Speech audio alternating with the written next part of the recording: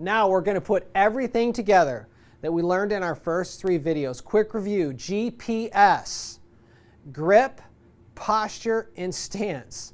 Why is the grip important? The grip gives you leverage. All right, so if I lever the golf club back, I can strike down on the golf ball. Why is posture important? Because posture puts your upper body in a position toward the golf ball. If you're toward it with your upper body, you can strike down on the golf ball. If you're not, you can't.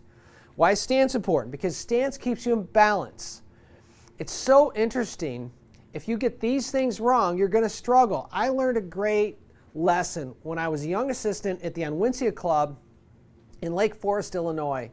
You know, I was in my early 20s and was an all-caddy club. I want to share this story with you because it really changed how I thought about bringing people into the game. All right, so when I'm assistant at this club, all-caddy club, we had young caddies, 14 years old, 15 years old, something like that. The B caddies, well, they had a hard time getting out before the A caddies. Well, the way they could get out on the golf course is to help us pick the range at night. Now at Untitled, they had about a range that was about 260 or 70 yards deep with a berm around the outside of the range. And a lot of times balls would hop up onto the berm and we couldn't pick them up with the tractor unless they got back onto the floor of the range. So what we did with our B caddies a lot of times is we gave them 9-irons or wedges or something with loft, and we would just ask them to go around on one foot, kind of teach them a little bit. I didn't really know how to teach the grip back then, just to be honest with you. But we'd get their hands on the golf club. They'd walk around with one foot, set and release the golf club, and just learn to pop the ball onto the range. Now, here's what was interesting to me. I was at this place 5 years, and a lot of these kids didn't think they were going to play golf. They didn't really help us because they wanted to play golf. They helped us because they wanted to get out and caddy the next day. And so as they progressed, you know, being there 5 years, a lot of these kids got into the game and really learned to love it. And the reason I believe that happened was because before they learned or wanted to play golf, they learned to strike down on the golf ball. And they realized that's fun. This game is fun. You know, today at White Deer Run, when I see these people come out with no help, they go at it the other way. They decide they want to learn to play golf or want to play golf. And so without help, they grip the golf club. They don't really know how to grip it. You know, they don't know how wide to stand. They don't, or their stance should be. They don't know how far to stand from the golf ball. And so consequently, with these fundamentals that aren't in place, I mean, they just sit there and they top ball after ball. It's not fun. But they're trying. That ball's right there, and it seems so like I should be able to hit it, but they can't.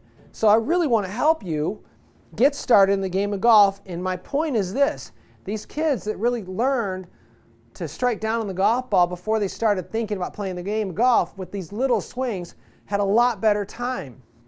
So let's put it all together. Grip the golf club. Lead hand, push down, hinge the club up. Bring your trail hand up. Set it on the golf club so you can create that lever, right? Plug your arms, your biceps right into your chest. Step on your back leg. Tilt from the hip joint. Take your stance so you're balanced. Now, I'm using a gap wedge here. Why a gap wedge? Use something short. The thing about a short golf club, your wedges, anything with a W on it, it has more loft. You can feel it because it's heavier and it swings slower.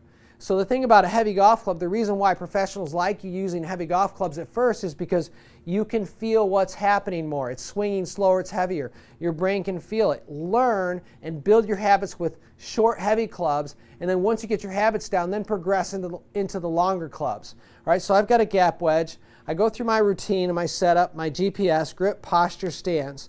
I like to play the ball a little bit back in my stance, a little behind center. And then from there, all I'm going to try to do is lever the golf club and then release the club and then point the club where I want the ball to go. That's all I want you to do to start with. All right, so levering the golf club just basically means taking the club back where your lead arm is parallel with the ground. All right, now when I do that, I do feel a little bit of weight, kind of pressure in my back leg, right? So I like to say load the punch. So that's all I need to do, right? So now I'm in a good little half backswing position. I'm going to come down. I'm going to release. When people talk about releasing the club, all that means is going from a right angle to a straight line at the time you hit the golf ball. That's all it means. And then I'm going to go through. I'm going to turn through a little bit and point the club where I want the ball to go. Set and point. All right, so I just get set. I go through my routine. GPS, grip, posture, stance, playing the ball a little back in my stance. Take the club halfway back. I'm going to release it. I'm going to point the club right where I want the ball to go. Solid contact.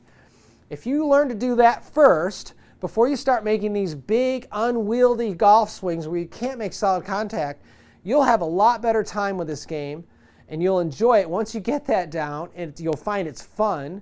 Grow your swing from there, and you will be in for a lifetime of fun on the golf course. I want to get you started. Hope you enjoy this. Good luck to you.